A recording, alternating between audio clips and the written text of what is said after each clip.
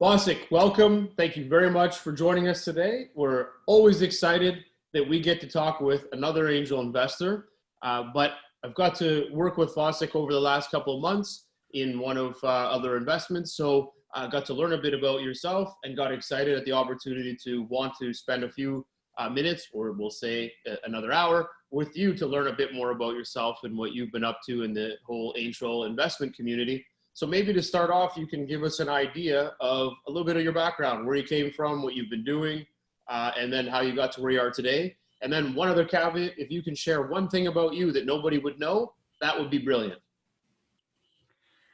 Okay, thanks for having me. I'm not sure if I'm excited yet. Hearing it will take 1 hour or more. Briefly about myself, 40-something years old, was born in then Soviet Union, currently Uzbekistan. In 2000, moved to Japan to study. Ended up working there as well after graduation. Was planning to go back, happened to meet my wife there, so decided to stay in Japan for a while.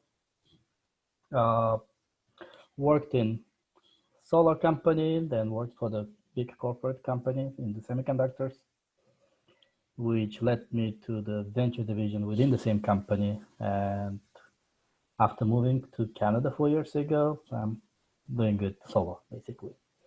That's probably a very short version of what I've been doing so far. Some fact which nobody knows about me. That's a tough one. I'm a very public person. Everybody knows me. I guess I speak 4 languages decently well. That would be my native Uzbek, Russian, Japanese, and English. Perfect. Well, that's some information that people would know. And what I find is it's a good little unique identifier. So when people come up to you, they'll say, hey, I speak 3 languages too. So it's a good way for people to connect with somebody that they may not have a lot of things in common with, but there is one common ground that helps start a conversation. So I'm a big fan of finding that one unique thing that everybody can relate to. So, or just something to remember who you are, which is great. So in our discussions, you chatted about a few things that you've kind of done over time, and one of them was on raising funds. So I'd be interested to learn a little bit more about in your past roles and in the businesses that you were part of, is there a structure behind it, or how did you go about raising dollars inside of a business? Well, I was part of the relatively established startup. I joined it later on, not as a founder, just a normal employee in the financial department. That was a solar business, 2005-06. That was very hot topic, and we were expanding really fast. So we were trying to. I was in charge, let's say, of purchasing, which raw material was coming very, very short. And well, considering that from 2004, the price for silicon spiked from $40 to what, 400 in 2006. Wow. Yeah, 2007, it was around 400. So we were trying to source the material. And one of the things was just to buy out the old factory, which is not working, and bring it up to the speed, improve, put the new equipment, put the personnel in charge to make sure it's sufficient enough for the solar. And well, other than just developing the project, the financing obviously should have been secured. So we were looking at local venture funds. We were looking at big trading companies who might have been interested. It all came crashing down after the solar market basically collapsed in 2008, like everybody else in 2008. So we raised some funds. We just discharged it back to the investors and didn't go ahead with the plant because it was not much need at that time. The company actually folded like 2 years later because the competition from China was much more than we expected at that time.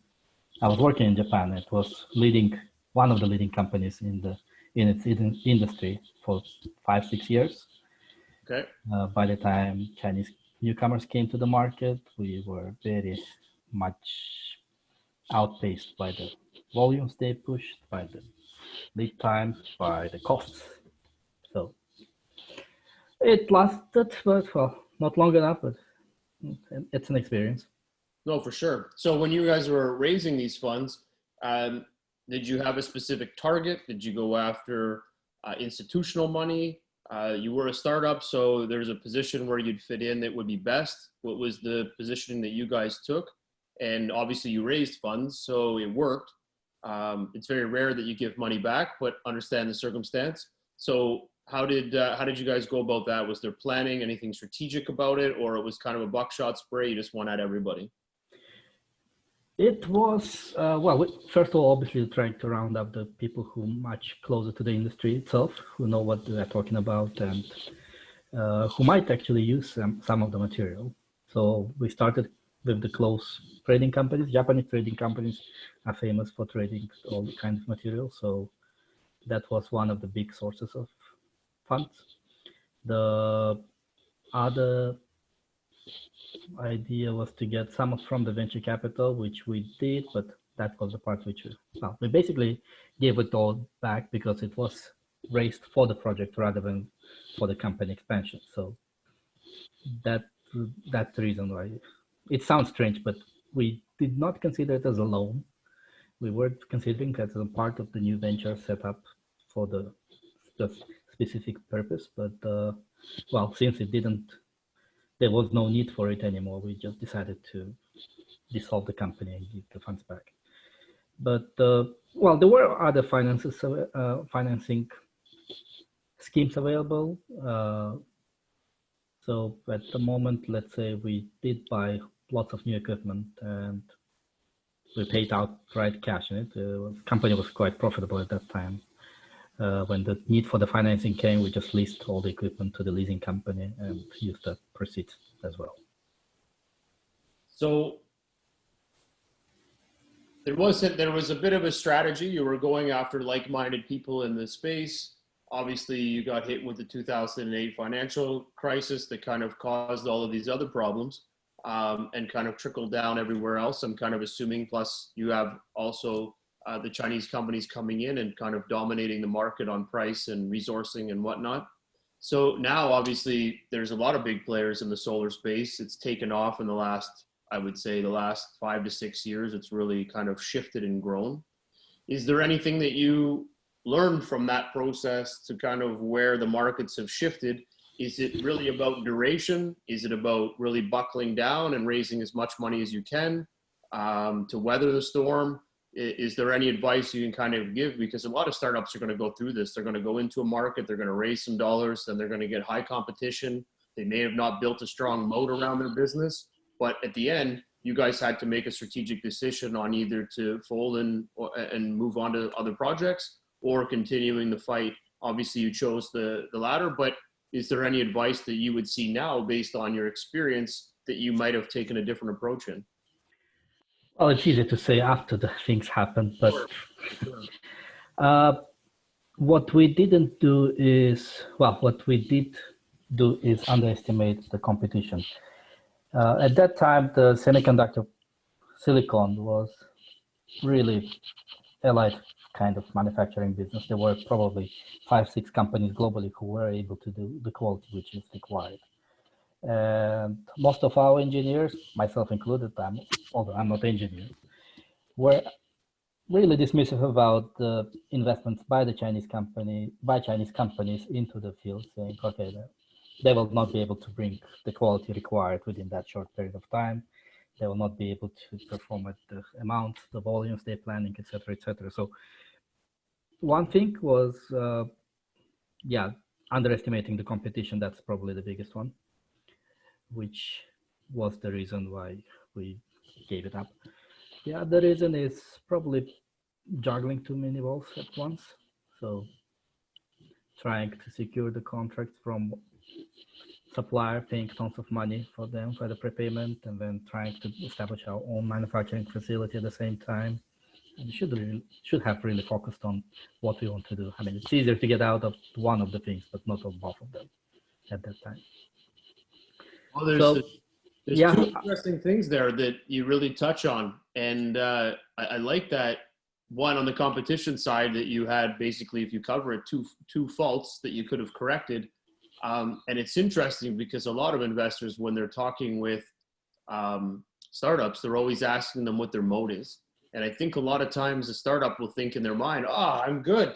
We've got the product. No one cares. We're in our own little world. We're doing our own thing. No one's ever going to compete against us."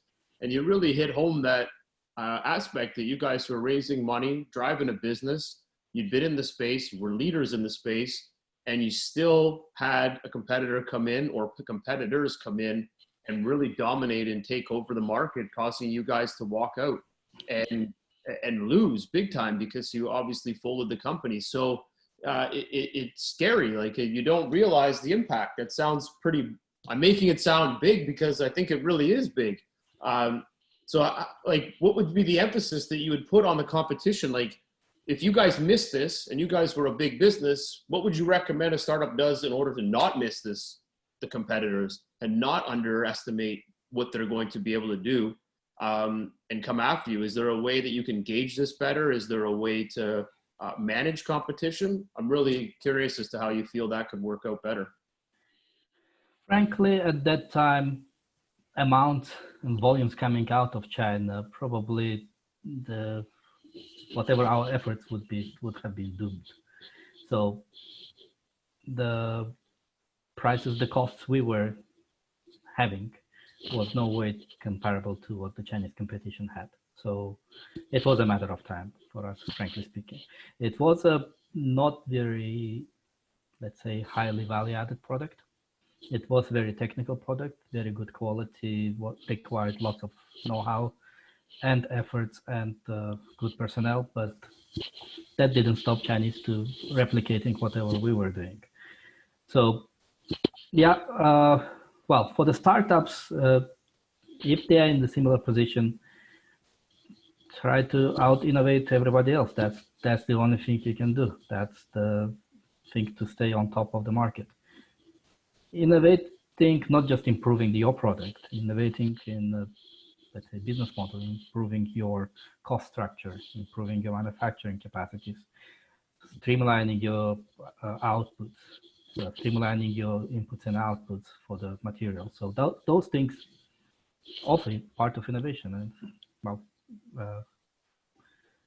consider what Toyota was doing as a timely deliveries and timely output. So that things, innovation not just in the technology, but innovation in a way of how to manage the business, how to reduce the cost, how to make it at least comparable to what China can do. I mean, obviously the salaries are one major thing for most of the industries. Automation would have been very helpful in our case, but there was no technology at that moment. You really have to be forward thinking when you're in this type of business or in any business. You really have to be thinking not just now, but in the next 6 months, 8 months, or 2 years from now.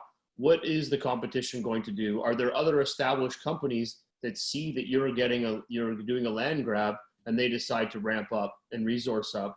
And China is a competitor, but there's many competitors around the world that can obviously do the same thing that China did to you guys. So you mentioned that resources are a big one. That's always the biggest cost to any company. Would there have been opportunities for you guys to open up an office in China so you could compete better? Not that in Japan, it's very expensive. I've been there a few times, and I do know that overall it's an expensive structure, but it also has a very hardworking community. So a lot of brain power that's going on in Japan. So you're competing against many versus a few, but at the same time, I'm sure you can balance out somewhere in order to maintain competitiveness. If not, we'd all be folding our cards because China's going to come after us every single moment we turn. So what allows you to be better tactful at that so that you can be a startup that survives, especially if you find yourself into a very good vertical like solar, like the weed side of things right now, semiconductor. There's a lot of players that are slowly starting to build up. Zoom as another one. they've taken off in the last little while because of the platform and how they appealed to everybody. So is there any advice that you would say, you really got to build IP, better IP or stronger IP, or what is it that's going to really help protect you a little bit better so that you can run faster? Well, if you see that the collapse is imminent, probably the best way to plan it is to be sold out to some of those Chinese competitors. That's one of the ways to exit that. We actually kept up for a couple of years after the market collapsed. Assuming that in 2007, one watt for the solar panels was around $7, $8.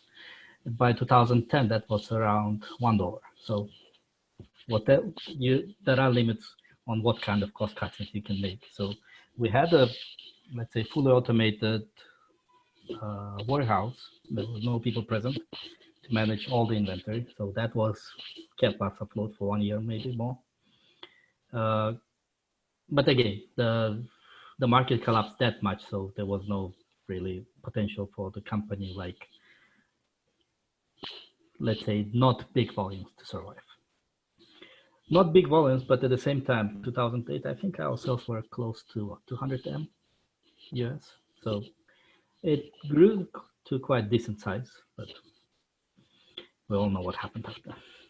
So was there also something to focus on? Was there a lack of growth in your sales side to be able to offset your expenses and your costs? Like, was there a way to maybe shift into a different vertical, reevaluate where you were positioned to see if you were solving a different problem instead of staying course? Like, did you have to pivot at all to be competitive? And is that at that time, the solar market was very much dependent on the government policies. So it was artificial demand in 2007-8, because Spanish government was paying quite decent money for the electricity production from solar. By 2009, when they stopped paying that, basically the whole market, which was focusing on that 40% of the global market is Spain, had nowhere else to go. It came up, the other markets came up, the other markets keep growing, but it was very difficult to offset the very high growing Spanish market at that time. And but looking back, so today, at that time, annual volume of manufacturing was around 5 gigawatt hours. Today it's probably 150. So it all worked better for the, let's say, for the industry, for the environment especially. So I'm not complaining about the experience we had, but like I said, it might be not the right place to have that kind of business. We didn't have much of the high value added. For sure. And you mentioned, and I also feel that this is pretty crucial in any business, and especially in a startup world, is that when you start a business, your excitement is that you've got money and you want to hire a lot of people, and you just want to tackle this problem like crazy, and start managing a lot of internal resources to move forward. And you mentioned that as you guys were growing, you were trying to cut costs and find ways to eliminate barriers that would allow you to grow in the market and be competitive. I think that there's maybe a misunderstanding of what and how you can be competitive internally. And you can generate sales and you can optimize and innovate, as you mentioned, which is huge in your business. But from a competitive standpoint, there's also internal competitiveness, which is, how do I reduce my overall cost structure to allow myself to have more dollars to spend in marketing and sales to generate more value so that I can stay in the market longer? Did you guys find that you became at one point just very resource heavy and you were burning a lot of cash flow each month, and that was affecting your long-term strategy? And then that's where you decided to pull back? And what kind of advice would you give to paying attention to these things? Because I'm sure you face this with startups now on the investment side, where they're growing really quickly, but their costs are tripling and their bottom line isn't. So is there some advice that you learned from that instance that might say, you know what, hey man, go a little bit slower? Or is there something that you would recommend to help? I would say that the company, well, they were trying to cut the cost, but The real moment of truth came after the company was acquired. I mean, there was a talks to acquire the company by the big Japanese oil producer, which they did. And only after they taking it over the company, there were some reduction in the personnel, cutting the fat. So in a way that required the third party view of what's happening within the company and what's happening in the industry to adjust to current realities, to the situation. So in a way, it doesn't have to be acquisition by the third party to be able to see it from outside, but you can, all the startups can also benefit by hiring consultants or by taking a look at as a third party. Well, it's difficult if you're insider in the company, but probably one of the ways to deal with hiring consultant, even if you're a startup, you will probably have some fat, which you will be able to make it leaner, let's say. But again, the purpose of the small companies are most probably are looking way forward to that they will grow, they will need that personnel at some point, and given that there is no like major obstacle like the whole industry had in 2008-9, and the company is kept growing, the consultant, the restructuring, the cutting costs, probably not the highest priority for majority of the startups, I would say. And it will come at some point, but the sooner you start trying to, let's say, improve your operational efficiencies by reducing the extra fat, is the better your company will turn out in the long term. So for the startups, I would recommend to, well, it's very, I would say, common thing to do, lean startup, is it? Well, the lean startup is certainly what they talk about, but when you raise a lot of funds, everybody tends to want to hire and move quick. So, and they feel the more resources you have, the faster you can move. And I think you kind of just talked to it that it's not always the case. It's not always the case, unfortunately. Yeah, and you need to evaluate yourself on every step as you go. And you mentioned that bringing a consultant in can be something of assistance. And I think there's a point in time where you grow to a certain stage and maybe that's 20, 30 people. And then maybe at that point, based on your burn, and maybe that's a point where you bring somebody in, or it's on the finance side, your CFO, and they're doing some sort of evaluation on the company to say, hey, are we in the right position? Are we burning the right cash? And are we matching that up to how we're growing the sales on the business side?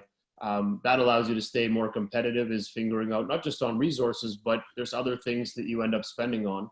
As you mentioned, there was a big shift in product costs that changed. Well, maybe we should look at inventing a new product or working with a different type of product. So there's always, and that goes into the bucket of being innovative. And I think that in the lean startup phase or in any business, you always have to be looking at those three pieces, I guess, to be allowing yourself to be more competitive. And competitive doesn't just start with somebody on the other side of the sea. It starts internally, figuring out how can I be innovative? How can I reduce my overall cost and burn? And then how do I grow the business to ensure that I can offset some of these to allow myself to have some free cash flow? Another, let's say, trigger for the re-evaluation of your operational expenses, of your burn rates is, well, could be the next financing round. The new investors will be looking at your company with the magnifying glass. So there might be some suggestions on what to cut and where to cut. And that could be one of the ways to, again, look at it as a third party. You don't always have to rely on the consultants or the acquisitions. That's a good point. So because you're kind of steering in this consultant / investor side that they can give you help, does this allow you to kind of stand behind that advisors, investors, mentors, that these are good for business and they're good to help companies move forward, especially in an early stage? I would like to consider myself, let's say, semi-smart investor. I don't like to dump money, just dumping and then waiting for what happen. So if there is a way I can help the company to be better, to grow faster, to have higher sales, to improve, to innovate, that's probably, I will try to add the value by, I don't know, advisory or the consultant or the board observer at some point, yeah. But any company requires help. I mean, whichever the stage is. And third-party view on the company is always important, I would say. You never know what you don't know. Well, 100%. And the only way to learn is to pay some money and find it out as you go, right? So doesn't have to be paid. I mean, for the startups, I think it's a very good opportunity to get some advisors from within investors and try to use that potential knowledge towards the future growth. For sure. So there was one thing you touched on before, which was you could have sold yourself to a competitor and things like that. So there is a structure around there. Is that something that, and startups don't tend to look at this because it's probably out of their realm, but is there an opportunity for a startup to evaluate a market and decide, you know what, maybe if we can raise X amount of money, we could go in and buy this other startup, and this would give us traction to this side of the product or to this extra cash or resources, whatnot. Is that something that you've ever worked with on your startups and considered? Or is it something that's more later stage, Series A, B, C, where you start to look at acquisition to grow quicker? Well, I didn't have personal experience with that, but I think that acquisition question will come up at any stage. I mean, depending on the needs of the founders and their ambitions. But acquisition as an exit is always one of the ways to go ahead with the company, with the natural progression of the company. So why not starting planning for it from the beginning? If you realize that some third party can do it better, faster, cheaper than you can do, if you feel that you can add from within the big company to grow your business even further, why not? So it should be always on the plate. Yep.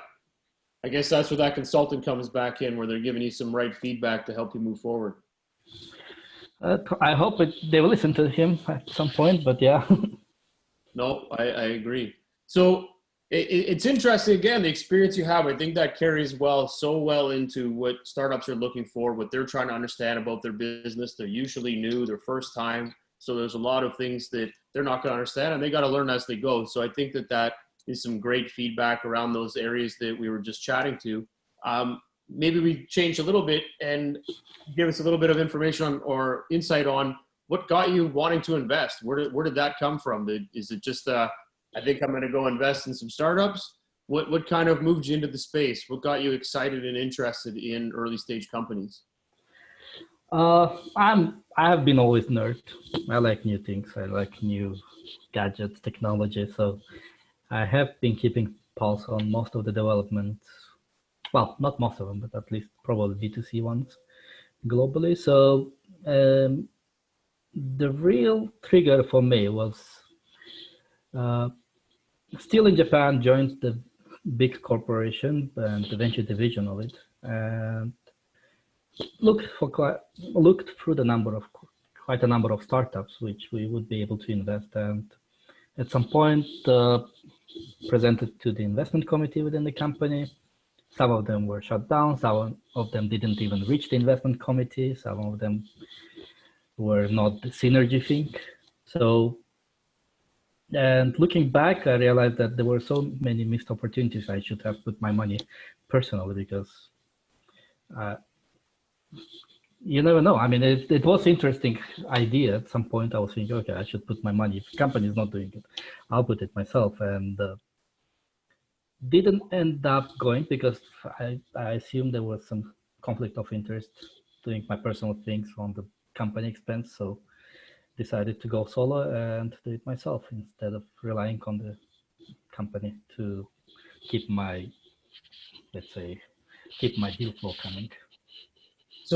So in the process of investigating startups, you actually started to find yourself more interested in working with them and investing in them personally than you did in what your core role was. So that kind of moved you over the line. And when the opportunity came, you decided, you know what, I'm going to go in this direction. And I find that this is a much better opportunity for me. And I like the idea of being able to get in with an early stage company. Exactly. I think it's some frustration might have been involved, that seeing that great startups are not getting interest they deserve from the big companies. And that's probably one of the main triggers.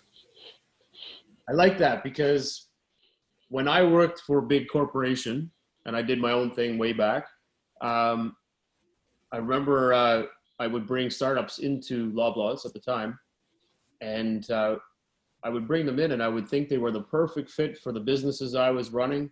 And I remember one day I had this a real network that was built out. It was quite large, and it was around the soccer mom, if you will. And the business was doing really well. And I was pitching it in to be a brand that would be associated with all of our e-commerce platforms, that it was approved by moms. And at the time, my boss said to me, "We're not here to build a startups company." And I was like, "Really? But this is doing very well. Like, they have millions of people that are part of their network. They would actually be very supportive in what we're doing." And they felt that because they were a large corporation, that they would be helping this startup, not realizing that this startup would actually be helping them build a community around what they were doing. So I totally agree with you that sometimes the mentality isn't there on supporting and helping a smaller business. And ultimately that moved me into working for a startup and investing in startups and then building out everything that we do with startups, because of a very similar occurrence where I didn't understand what the premise was, that if someone was building something that was strong, that they wouldn't be a great fit to build something bigger and better together. So I totally support that. Welcome to my world. Yeah. Well, they say the reason teachers become teachers is because they didn't get the educational system that they liked, and they feel they can go in and correct it. So it's been proven that that's why you become a teacher. So I guess we're following the same line of information, is that we're feeling we were short shifted, and we're going to go for the little guy and make sure that they win. Exactly. Well, that's fantastic. That's not a bad problem at all. So it's good that there's more and more people like yourself that are finding their way into the startup community, but finding ways to support them, and not just through financial means, but as you mentioned, through mentoring and other pieces that are going to help these companies move forward. So in that, you did mention the mentoring and an advisor standpoint, and I'm a big fan of this. Is that something that you provide to the companies you invest in? Do you choose to want to be part of them at some capacity? If it's not through investment early on, it's just through helping. You really dive into that with the startup and spend a lot of time helping them explore the business? Or is it something you only do once you've made an investment? If there is need, if startup is really needs the support from me, I'll do it even before the investment. And it is always fun to watching company grow. And if there is something which I can help with that, why not? I might not be personally interested at that moment, but later stage. Yeah, there's nothing wrong with that. Yeah. No, feel myself important, feel myself wanted. No, that's good. And do you have a favorite part of investing? Exit? Yes, exits do work pretty well, I guess, in the short or long term of early stage investment. But I guess that could be your favorite part. I haven't heard that one yet as being the favorite part, but it's still valid. It's important part, yeah. Well, exit is one. That's probably not always guaranteed, but that's the beauty of it. You have one, okay, I did something right. Yep. Another thing is seeing the company grow. I mean, it's fun to watch little 2-3 people company maturing and becoming something formidable force in the industry at some point of time. And it's partially your contribution as well, I guess. So it's not really my child. It's really like looking at your nephews grow, but still, still fun. No, I like that. Well, I think that we've learned a little bit about raising some funds, learning different ways to operationally structure your business, things you need to look for, reducing burn, your overall sales. There's a lot of things that can help balance your business out and things that can protect you from, as we said, the big beast in the room is always the competition, and people forget about that. And I think the way you got into the market and the way you're trying to help, I think is huge, and it's super valuable. And I think a lot of founders or business people should look at startup world just for all the reasons that you shared, because I think it brings a lot of value back into the ecosystem. And it also is a way of giving back and supporting. And you've got the wins at the end, which are the exit or watching a company grow. And you don't get to see that very often. Every time we throw money into something, we expect and hope that it's going to grow, and it doesn't happen every day. So when you do see it, it feels good that you made, like you said, the right choice. So kudos. And I'm obviously super appreciative of the fact that there's lots of good people coming into the market in this space like yourself. So I think now what we're going to do is we have a few questions left that I want to ask, but I'm going to dive into our rapid fire questions. Okay. Perfect. All right. So we'll get started. How many companies or dollars do you invest in per year? 3 to 4. Okay. In the beginning it was 1 or 2, but yeah, normally 3, 4 You're companies. progressing and you're getting better at it, so that's brilliant. I hope I am. And I think my max was 6 companies last year. Okay. Well, that's awesome. That's obviously it's a good thing. Do you do follow-up investments, or is it a percentage of your investment portfolio that you'll make reinvestments in? There were, among the investments I've made, there were 2 companies which were asking for the follow-ups. I did go ahead with just one of them. Okay. So you're 50-50. So you're going to evaluate it and decide. Exactly. Sometimes the amount I can contribute doesn't really make sense for the next round. So I just sit it out. I completely agree with that. And if you can make that statement, I think that helps the startup so that they can prove that from where they are and where they've gone to, that they don't need the angel money to keep going, that it's time for higher growth institutional money that's going to benefit them. Yep. Any notable portfolio companies that you would like to share? Notable. The one of the recent companies I did, I'd say, partial exit is the Aspect Bio out of Vancouver. So to make it simple, they have developed 3D printer for human tissue. So at the moment, they can print human organs using the 3D printer. At the moment, they are selling it for testing the drugs, selling it to the pharma companies. Hope in future they will be able to grow on what they have and grow actually physical organs, which instead of waiting for the transplant list, you just print it out and put it in. Brilliant. Hopefully.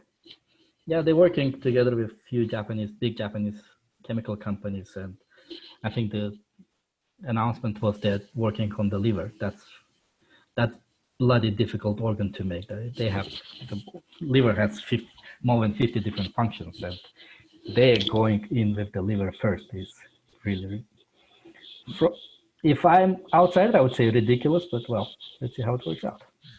Well, it sounds pretty impressive. So that's a great one to share. Thank you. What verticals do you focus on? I do not have preferred verticals. I think I'm agnostic, but I prefer to invest into B2B companies. Have not enough confidence to go ahead with B2C ones. Okay. Do you have any preferred terms that you like to invest on? If it's pref shares, common, notes? Not really. I try to, let's say, value the company, the conditions the company set themselves first, and go ahead with that. But yeah, if I might negotiate on the valuations, but the preferred or common, there is no difference for me. Okay. Is there a timeline for your investments? Like you like to do things quickly, 1 to 3 months, 6 months, a year, anything like that? I would say normally it takes 2-3 months from the first initial pitch or handshake to actually writing a check or writing the money. Okay. Sometimes it's faster. I think the fastest was probably 2 months. Okay. The longest was probably half a year. So. All right. Do you look to lead rounds? If I have to, if there is no person better than me who can do that. Yeah, I did lead 2 of the investments. Okay. Do you take board seats? I prefer not to. I still believe the company has to prove themselves, and I prefer the observer one to be able to see what's happening, but not to influence the company on the daily, well, not daily, the strategic decisions. Is there any other due diligent work that you prefer to have in order to make your decision? Is there anything that stands out in all your investments that you need to know that the business has this, like co-founders or a P&L or revenues? Like, is there anything that just helps you make a decision if you're going to invest? I want to see how flexible the companies are, the ability to adapt to things, and well, probably that very much depends on the CEO and the team. I want to see what their core product is. Is it technology? Is it business model? And maybe a combination of both. And see if the company is able to operate beyond their comfort zone. I mean, I like challenging them on why don't you do that before? Why don't you go ahead and after this client instead of this, or after this industry instead of the one you're planning originally? So sometimes works, sometimes not, but. Okay. Is there anything from your previous investments, including the one that's the exit, is there any underlying piece that you see makes a startup successful? Any information that you want to share, like 1 or 2 points that say, you know, do these 3 things, damn it, and that's what's going to make you successful, or at least on your way to it? At the moment, I have 15 or so investments, and none of them bankrupt. So probably getting investment from me is one of the keys. Just kidding. Not really. I think the pandemic, I think they equal to everybody, and whatever you do, hard work, all the connections, it might be annual. Some companies prosper in this environment, some companies do not.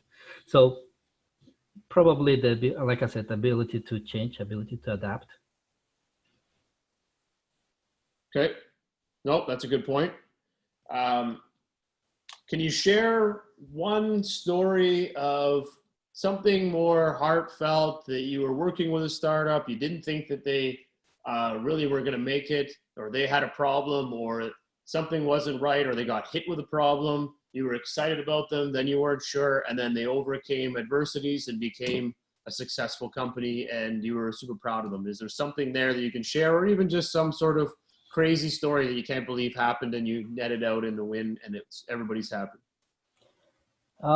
There was still while working with the big corporate, I was looking at one company out of Germany.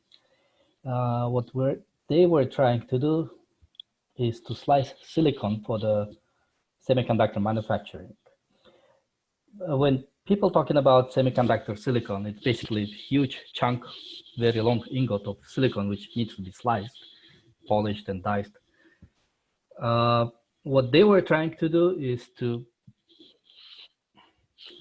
they put some putty on top of it, super freeze it, do the laser damage points, and then just pop it off, cleaving the wafer off cleanly with very, very low kerf loss. So that was the initial idea. I like the idea. I thought it's a cool way to approach the slicing business. What I didn't like is that they're trying to use it for the silicon, which is, like I said earlier in this interview, bloody cheap these days. So I referred to the company, to the division within my company, and said, okay, I know you're working on the power semiconductors and you need silicon carbide. Similar thing, also ingots, also sliced. But instead of $40 per kilogram, you're paying $1,500 for that. So can you give me a couple of ingots so I can send them to them and they will test it and see if it works? Well, it turned out it worked. And I started talking to the company. They were trying to raise a 1 million on 5M valuation. As soon as they did the silicon carbide, they tested successfully. 1 year later, they were sold out at 150. Wow. Missed opportunity for me, but yeah, I'm glad I participated and steered them the right direction. And that comes from the startup just working with lots of different people and selling through. And hopefully the people they're working with are giving them ideas and new ways of looking at a problem, and they follow through with it, and it can pull in some big success. Exactly. So yeah, I'm really proud of, that was my first suggestion. I mean, you don't need to follow $40. I mean, the curve loss there is negligible. Yep. If you can save on $1,500 ingot, that will be probably significant. And yeah, that was a fun project. Nope, that sounds pretty awesome. And kudos for the nice save. So last question, crystal ball.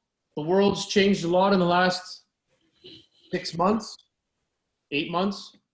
What is in your crystal ball, where do you see the world in the next 3 months and maybe the next 3 years? Like, where do you see the shift occurring? Is there going to be a specific vertical that people are going to be focusing on? Or do you think things are going to go back to normal and investments are going to pick back up again? Where are you kind of seeing the world change in the next, I'd say 12 months to 36 months? I wish I had a crystal ball, but at the same time, I think the world has changed in the last half a year. People were saying that the remote work is not feasible. Look at what we've got now. People sitting back at home and working, doing the same things they were doing in the offices. So there will be major changes in regard that less dependency on the commercial real estate, less dependency on the corporate real estate. People will spend more time at home. So that's one positive thing, see more of the family. Business-wise, 3 months, I don't think it will change from what it is now. People are still being very cautious, optimistic, but cautious, I would say. There is election coming up, so 2 months is probably better timeline. 3 years from now, I think we'll be back to normal with less reliance on office work, less reliance on the offline sales. Will probably that change, which the world is experiencing now, shifting for the work from home, shifting for the grocery delivery rather than going and buying them groceries, clothes, whatever. That will be going back a bit, but the balance will be not as it is last year. So, and the verticals, yeah, whatever you can help to, I don't know, last mile delivery, drone delivery, those things might be interesting, but might be a bit a bit too far. I'm still looking very optimistic about autonomous driving. That will be the probably last coffin into the work from office. I mean, at least, and things like real estate in downtowns, because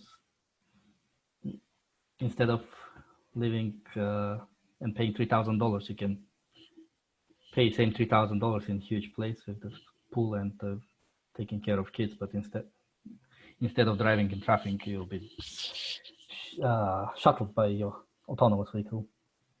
But that's probably not in another 5-10 years. So verticals to invest within next. Just progress it out a bit more for another 3 years. That you will have to start doing investment into that now to actually reap the fruits in 5 to 10 years. So you have to, well, again, if it's within your scope of investment, probably should be looking a bit closer. All right, I like it. Well, Vosik, I want to thank you very much for your time today. I take lots of notes. I'm a big fan. Actually, I was so caught up in the conversation at the beginning, I was like, oh my God, I'm not even taking notes. So I started to write. You're recording that, so. Oh, I know, but I'm always writing down. I want to make sure I get the meat and potatoes in my notes, but I appreciate your time. I think it was brilliant. There was a lot of learning just in that earlier part of what you went through with your original business. And I think a lot of startups are going to learn a lot from that. So I appreciate your time, appreciate everything you said. And one thing that I'll leave it with is what we like to do is I like to leave it with you with the last word. So anything you want to share to the startup audience on something they can look forward to or something they should do or anything that you want to give feedback on, I leave you with the last word to share to the audience. Cool. It's like TED Talk. Huh? For the startups, I think I said it several times already. Try not to be rigid. Pivot, adapt, change your business model, change your technology, change whatever things you do. The world is not stagnant. The world is changing every day, and your ability to adapt, your ability to change with the world or change the world, it will be probably decisive in how successful your startup is. And do not just focus on the growth. If you see the good product, if you see there is a market, even if it's niche, go ahead and do it. It doesn't have to be the whole world using it. As long as there is a market for the product that you made, that you have developed, and companies or people are paying for it, even if it's a small one, go ahead and do that. It doesn't have to be $3 billion company. It could be your next company for the billion one. The first one could be also small niche startup, which makes you money, which makes money for your investors and makes you happy. I like it. Makes you happy, and that's big. Well, thank you again, Vosik, for all your insights, for sharing, and for giving us the last word. So thank you very much. We'll leave it at that. And we'll be in touch again, but thank you very much again for all your insights. Have a good one. All right, too. Thanks, Vosik. Yeah, bye. Well, there you have it. That was fantastic. Like I said, I got all caught up in the conversation that I wasn't taking my usual notes, but I will say that there was a lot of great insights into his experience, but how that pushed and resonated with the other startups that he works with. And the key one for what he talked about was obviously when there's a point in time where you need to figure out if you're in the right spot and reducing cost, burn rate, bring in a consultant, talk to advisors, talk to your investors, learn and figure out what's the best positioning for your business, create options. Any insights are going to help you be more stabilized. And if you can reduce that cost, then that allows you to be more competitive. And I think the big subject of today's conversation was really around competition, outside and internal competition. I think we forget that internally, there's a lot of things that you got to be lean around to compete against the outside environment. And on the outside, it's also learning what things you can shift and change because they're coming at you. Everybody sees an opportunity. They see you got growth. They see you got potential. They're going to come at you, right? Airbnb, Lyft, Uber, all of these different platforms all had competition. And if they weren't there at the beginning, they came after. So always take a look at that. Lots of great insights on how he invests and what he looks for. But like you said, pivot, adapt, change. Always think about those things when you're in business. You have to know, be psychotic about your business, know the ins and outs, be ready to change and just keep changing because it's not following the money. It's following the way the customer works and adapts with you and you adapt with them. Learn, pivot, change, grow. I love it.